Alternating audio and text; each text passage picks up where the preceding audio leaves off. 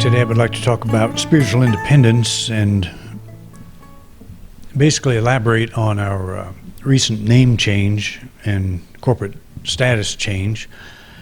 As you know, in December we, as a membership decided to adopt changes that the board had proposed in terms of changing our name from Unity Church, which we can still call ourselves that because that's what we are, a Unity Church, but to make a formal change and then to formally declare our independence from our headquarters in Kansas City. And this was after long discussion and consideration and all of that kind of thing. But I would just like to talk about what independent unity means, how I see it, how I think it could be a very vital ministry in this community, and to also give the assurance that we still maintain our unity roots. We are still unity. Everything I knew about unity I discovered back in I was 16 years old. So it was quite a while ago, 1918 or something like that. I don't know what it is, a long time ago. A long time ago. But my whole thought of unity came from a book. My whole understanding of unity. I did not know about an organization, did not know that it had a board of directors or shareholders or any of the things that it had. I didn't care about the organization, and I think probably in most cases we have only a mild interest in the organization. It's the message that we respond to. And when I read this book, Lessons in Truth, which I discovered later was Unity's basic textbook, in other words, they considered it, if you read this book, you'll have a very good idea of what the whole Unity message is about. And I have maintained that belief. I think Lessons in Truth, written by Dr. Emily Cady, back in the 1800s, is still the gold standard of defining the principles of unity. We are a Christian organization, but as I recently wrote on my blog site, on my website, that I would qualify that to say that I personally do not embrace much of mainstream Christian theology. What I embrace is what I consider the mystical thread that runs through the teachings of Jesus. There's a big difference. You know, today we talk about the difference between, you'll hear people say, I'm not a religious person, I'm a spiritual person. I'm not on a religious quest, I'm on a spiritual quest. And to me, it's a little like taking the suit off and putting on your blue jeans. You know, it's a natural approach. I don't want the trappings of a religion, and I don't care for it. You know, when I see the Pope get up and make some announcement, and see all the entourage and all of the pomp and circumstance that surrounds that whole thing, I just have to think, what does that have to do with the message Jesus brought? And I'm convinced that the whole of the Christian message, well, I should say the whole of the gospel of Jesus, which we don't have a formal gospel of Jesus, but I think the closest thing we have is this parable of the prodigal son. That no matter how far we stray from our spiritual source, we can always come home. And we come home, we don't have to cross a toll gate. We don't have to cross something that says, do you accept Jesus Christ as your personal Savior? Do you believe in the Bible? Do you believe in the second coming? Do you believe, in all the things we're supposed to believe in?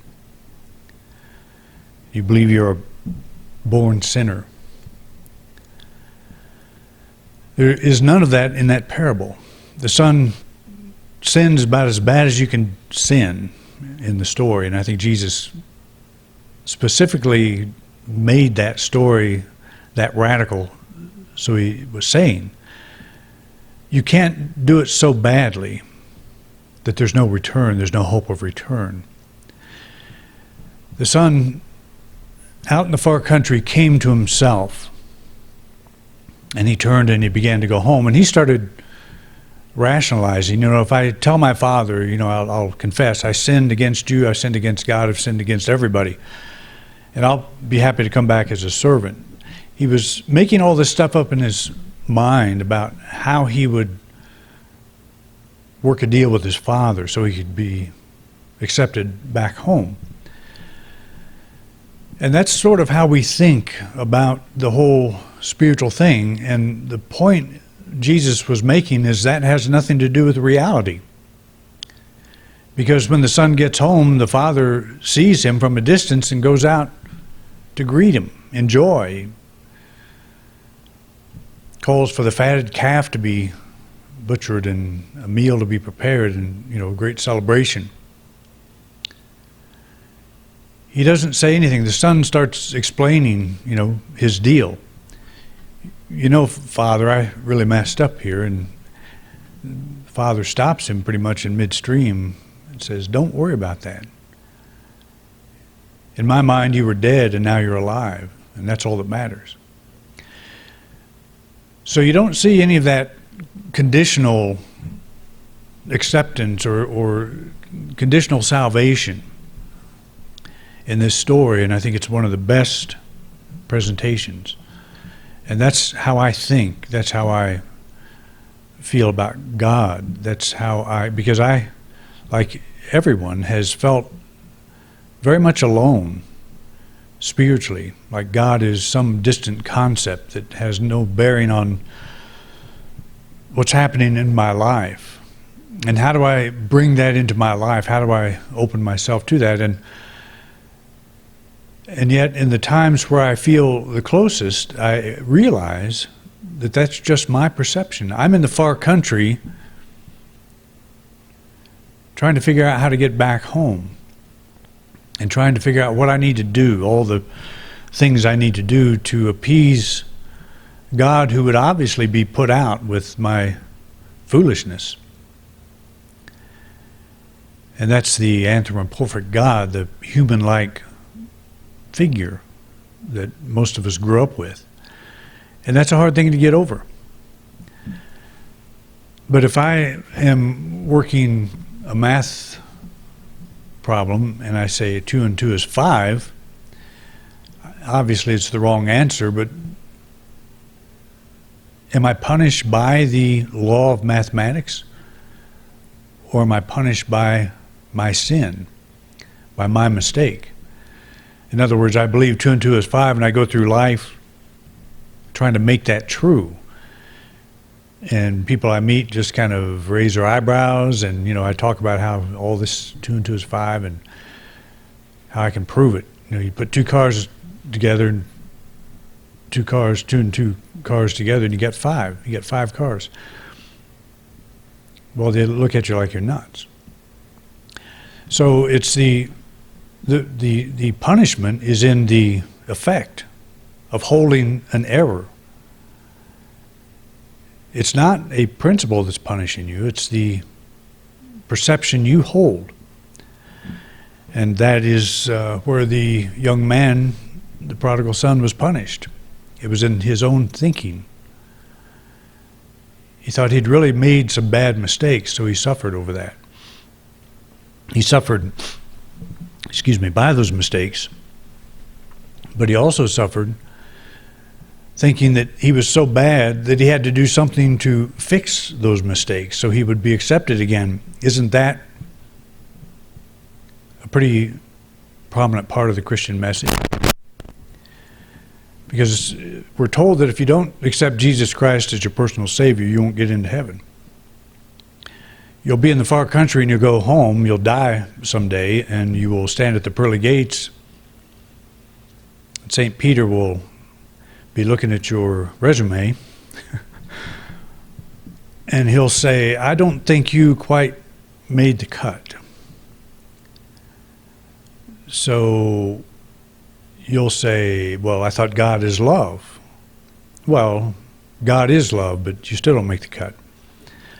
It's like, it's the fear of eternity in hell that keeps us on the straight and narrow. And most of us don't stay on the straight and narrow anyway. Even a lot of professed Christians do not stay on what they define as the straight and narrow. But there's always some way to justify it. The Catholic Church, and I'm not picking on the Catholic Church, but they have confession. You just pay a couple of bucks and wipe yourself free of sin. Confess your sins. There's a way around it, and it's a good fundraiser, I guess. We might do that here. I don't know. We're thinking about it.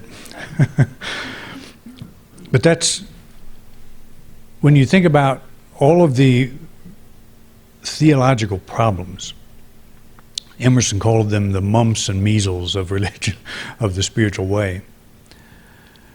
They don't exist in reality. We live and move and have our being in this presence that we call God. You can call it anything you want, and it won't be offended. But it is a creative life force. It is our heartbeat. It is the very essence of our soul. And we cannot separate ourselves from it. It's again the sponge in the water, immersed in the water. the water is in the sponge is in the water. I'm in the Father's in me. But the Father is greater, the water, the ocean is greater. But it's the same water. It's the same Spirit.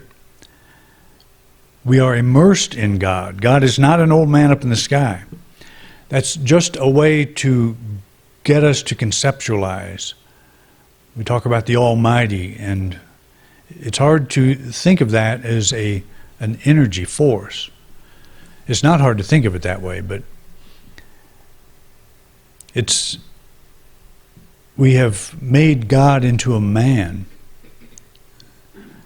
so we can grasp infinity, so we can grasp this idea. It's the same as the term space, outer space. What is that? We don't know. But if you think outer space, what might come to your mind is a picture of a galaxy or a series of galaxies, something from Hubble, that Hubble shot. And we think that's outer space. Do you realize that you live in outer space? Do you realize you're part of that? Remember when Voyager went out and turned the camera and shot a picture of the Earth and we saw the little blue dot for the first time? I wrote a song about that. It's an incredible picture because it makes us realize we're already in outer space. We're already there, and we have spent generations thinking we're the center. We're it. We're all there is. We don't know if there's other life out there. I can imagine that there is someplace intelligent life. I'm hoping still that we'll find it on Earth one of these days. We're working pretty hard at looking for that. But right now we're the best it has, so we should make the best of that. But when you think about religion as opposed to my spiritual journey, my personal spiritual awakening, you'll probably experience an emotional gulf, an abyss between what's really important to you and what you were taught, what you learned along the way. And I don't really criticize it in the sense that I appreciate the exposure I've had to mainstream Christianity. And that was, in my youth, went to the Christian church, which I think is, I'm not sure the name of that. Anybody know that? Christian church it's not Latter-day Saints, it's Mormon. But anyway, I went to the Christian church and then to a branch of the Baptist church. And so I got all of the nuts and bolts of Christian theology, and it's pretty much all the same. I've done a lot of study since then about different Christian denominations, and they basically all say the same thing. They start with the idea that we are separate from God. God is someplace else, mostly thought of as in the sky. And we're here on this planet. God's kind of looking down and watching everything, and usually with a lot of disgust and just kind of marking the ones that are going to be saved. You know, I think Revelation talks about the 144,000,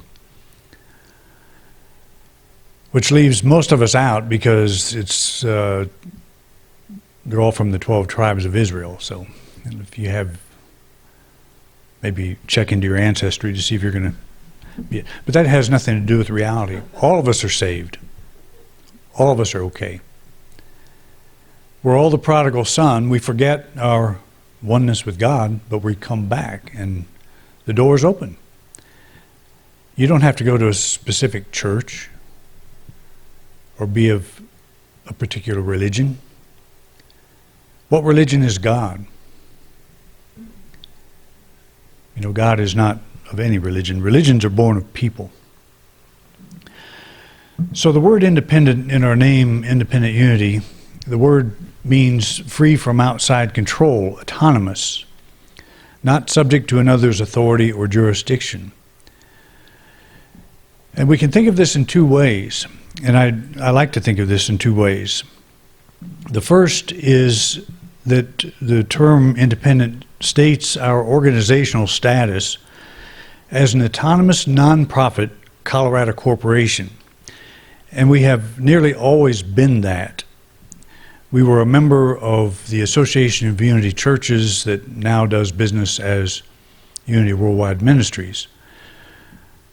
But we've always been autonomous in that we got our 501c3, I think in 1957, 58, 59, something like that, way back there. I was about 3 or 4 when they got it. So we've had that status for a long time.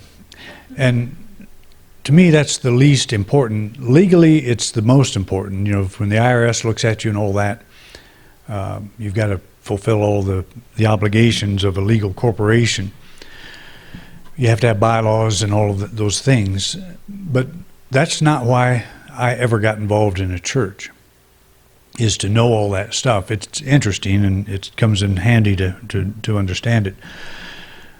But the important aspect of the word independent reflects the type of independent thinking that makes the path of spiritual discovery our own. And that's what unity has always encouraged. And I think Jesus encouraged that, to go alone, to go into the inner closet, as he said, shut the door, pray to the Father who's in secret. And what is that inner closet? What is that secret place? It's that place where the universal becomes you, becomes personal. It's that place in the sponge where the ocean becomes water in the sponge. You know, there's no place where one leaves off and the other begins. It's one.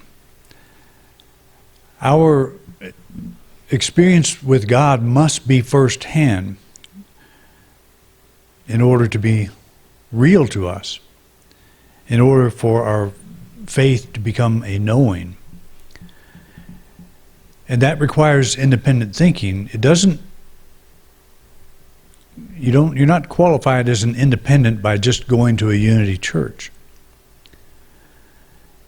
To join some group that says, you know, this group believes that God is within, so therefore I'm part of this group, and therefore, that's not an experience. That is a philosophy. And you carry that philosophy in your back pocket, and somebody says, what church do you go to? I go to Unity. That's supposed to mean something. And it does mean something. But what does it mean to you? Jesus asked his disciples one time, you know, who do people say that I am? They all gave different answers. Some say John the Baptist, some say one of the prophets. which indicates they believed in reincarnation, because if he was one of the prophets, he would have had been, even John the Baptist had been brought back, which is another topic. But that's the question that he asked them, and they gave him all these answers, and then he said, "Who do you say that I am?" And that was the most important question. And Peter's answer was the most important answer, that thou art the Christ. And he commended Peter by saying that flesh and blood didn't reveal this to you. You've had a mystical awakening, a first-hand experience. And that's all the mystical awakening means. You've had a first-hand experience with your Creator, with that living essence that you call God, or you call it whatever you want. Jesus called it his Father. And I like that. And there are people that don't like it because it's masculine. But I understand what he means by it. I think we get into some silly arguments about that kind of stuff. There are moves to take the whole Bible and make it gender neutral. It didn't come out of a gender neutral culture. And if we cannot read something that came out of a culture without being offended by it, then we have a problem. So we got to go back and rewrite history and change that culture. But the meaning is no clearer. It doesn't matter if you call God mother or father, or mother-father, as we sometimes do. If you haven't had a first-hand experience, you're just giving it lip service. It's a concept. And so we want to have a first-hand experience, and that requires independent thinking. We read other people, we study, we listen to other ideas, and we observe how we respond to these. And I've said many times, if you go through all of your inspirational books, if you're a highlighter, and you look at your highlights, what you will end up with, if you put them all together, is the gospel according to you. That person wrote or said something that you respond to, but why do you respond to it? Why does that mean something to you? It's because you arrived at that place first, but they just put it into words. But we discount that in ourselves. We say, I love this author. Why do we love this author? Because he tells me what I already know is true at the deepest level, but nobody's ever said it before. I've never read it or heard it. And I think that's what happened to me when I read Emily Cady's book. It was like every page was on fire. And I felt like the prodigal son that had come home, that I was hearing something that was strangely familiar, but put in a way that I'd never actually read. So what is that? And what our spiritual education is, really, is it's not learning things we don't know. It's uncovering what is in us, but we don't know how to say it. We don't know how to put it in words. When I first discovered this, people would say, why do you like that book? What is it so interesting to you about that? And I couldn't tell them. And when I started telling them, I started speaking in tongues. It's hard to describe it. Why do you like this? I don't know, I just do. It's true. So it's taken me 40-some years to be able to talk about it in a way that I hope you can understand. It's not easy to talk about because most of the world has not a clue. They say, what church do you go to? They mean, how do you think? How were you trained to think about God? Not what do you think, but how were you trained to think? Oh, you go to the Baptist church. Well, it tells me a lot about you. You're a Mormon? Yeah, I understand you now. So an independent thinker is one who will step off that path. We don't identify with the place for what it professes, but for what it encourages in us as individuals. And that's what the Fillmores represented. Charles and Myrtle Fillmore, the co-founders of the Unity movement. They considered themselves eclectic. They drew from many sources, many teachings that encouraged the practice of universal spiritual principles. From these many sources, however, they drew their own conclusions. And that's really important. The examples of the Fillmores, we say, do you embrace unity? When somebody would ask me that at some point, or what do you represent, unity? I would try to tell them what unity believes. But that's not the core of unity. Unity is like a tool that helps us articulate what we know is true at the deepest level. In other words, we don't go memorize Charles and Myrtle Fillmore's teachings. That's not enough. It's good to read them, good to be exposed to them.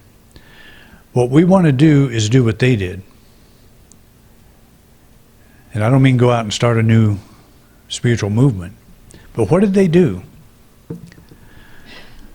James Dillet Freeman, who is he's known as Unity's poet, he has a poem on the moon. One of the astronauts, or maybe a couple of them, took microfilm of one of his poems up there. But in the book Story of Unity, Freeman writes, speaking of Charles Fillmore, he had an instinctive urge to seek out the meaning of life. He was the kind of person who had to find the meaning in his own soul. He had to find God for himself. Other persons might point the way. Others might give him hints and clues. But he would have to test their ideas for himself and prove them in his own mind and his own life before they would have validity for him. What he's describing there is the attitude every person in this type of thought should have. That is, you hear ideas, but are they yours? Have you made them yours? Who do you say that I am? What is coming out of you? What is coming from you? And it's a very major distinction, because I would ask the question, when I was engaged, involved with many of my colleagues in the Unity movement, what I started saying is, do we want to preserve the history of Unity, the teachings, all of the books and everything? And yes, we do. We want to have those archives. But we want to make sure that we are teaching, what made Charles Fillmore, Charles Fillmore? What made Emily Cady, Emily Cady?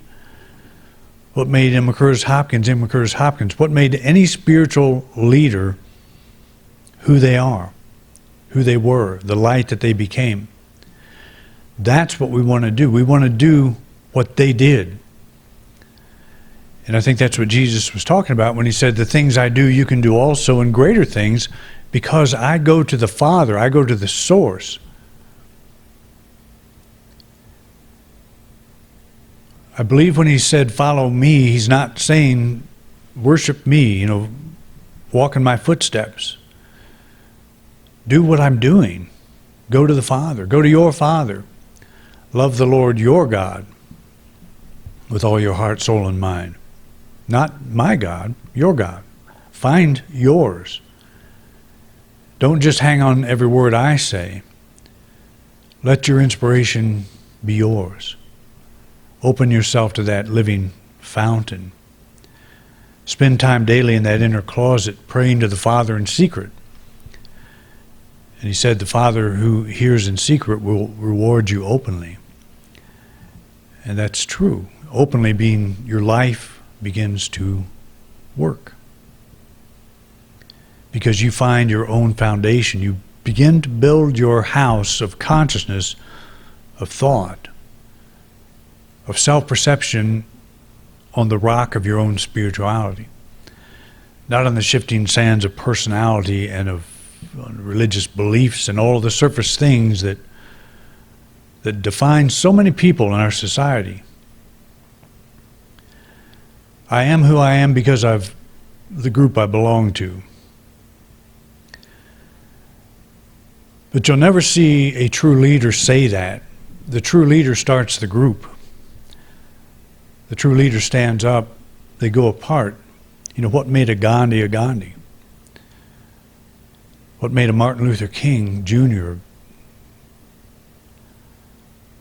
What made an Emerson? What made Abraham Lincoln? What made anybody that has stood out? They have had to go walk a path that nobody walked before. And we think they're different, we think they're different than us, and they're not. We are all created in the image and after the likeness of God. We're not all reflecting that. Some of us are reflecting the beliefs of others. We go through life reflecting the beliefs of others, rather than the knowing that we ourselves possess. So Fillmore was not a follower. He was not an educated man. He had no education at all, just a couple of years in grade school. He was self-taught. But if you ever read any of his books, you'll think he went to Harvard or something. He's was able to brilliantly express spiritual ideas, and they're unique to him. Many of them are unique to him. He did study other people, and he did reflect that in his writings. But there is a level of him that was unique, and the whole unity movement came out of that independent thinking. So we're not interested in starting new movements. We're interested in a spiritual path that is absolutely meaningful, that's ours. It's comfortable. And it's disconcerting. That is, it continually challenges us to look at things in different ways. We benefit from the inspired words of others, but we make the most progress when we drink from that same well of inspiration that they point to. We advance in understanding when we free our mind of dogmatic statements of faith that define the thinking of so many followers of mainstream religion. Adhere less to religious dogma and more to your own personal spiritual inquiry. Eric Butterworth, who was one of our great ministers and passed away a few years ago, but he said he was speaking at a college one time about unity principles, and one of the students asked him a question about something, and he turned the question back on the student. The student said, "What does unity think about this or that?" And Butterworth turned the question back to the student asking the question. He said, "What do you think about it?" And he said the student was had a sort of a blank look on his face and turned to the instructor in the room and said, "What do we think about that?" So if we have to say that, it's understandable. What does unity say about this or that? That's understandable. And you want to know the answer. But the most important response is, what do you say about it? And what I like about inspirational works is they get me closer to myself. They confirm what I know at the deepest level. And I think Emerson pointed that out too when he said somebody will come along and say something brilliant, but you thought it 5 minutes earlier. We just don't give ourselves credit. We don't feel like we are spiritual authorities. There are so many books, so many teachers, so many things out there that make us feel small in that regard. Just get off that path is what we need to do. Okay, the inclusion of unity in our name, independent unity, is intended to assure members and friends that we retain our rich heritage that is rooted in Unity School of Practical Christianity, the unity of our founders. Emily Cady's book, Lessons in Truth, remains, as I said in the beginning, the gold standard for capturing the principles embodied in the unity philosophy. Nothing about this organization is going to noticeably change. The teachings that we embody will always be for the purpose of encouraging you to awaken to that inner place where you know your God. And if you don't know how to do that, that's what we want to be here to help do. We can't give you anything. Just imagine a well that we can all go to, and most cases spiritual teachers will go to the well and bring the bucket back and give it to the followers. But this church is all about teaching you to go to the well, how to do that, how to be still, how to have a first-hand experience with God. You think that's not possible? It is. And that's what we want. And that's what we represent. All right? So I'm going to spend the next couple of weeks just talking about different aspects of this whole thing and hopefully make it clear as to what you're part of now. All right, thanks for coming out. You've been watching a talk presented at the Unity Church of Grand Junction by Reverend Doug Butterworth. We would like to thank everyone who joined us here today in beautiful Grand Junction, Colorado, as well as those of you who are joining us online. Thank you so much for watching. If you like this video, please like and subscribe to our channel. Also, please feel free to share this video with anyone you think might be interested or benefit from this message. If this video brought value to your life, please consider making a donation by clicking the link below to our PayPal donation account. Thanks again so much for watching.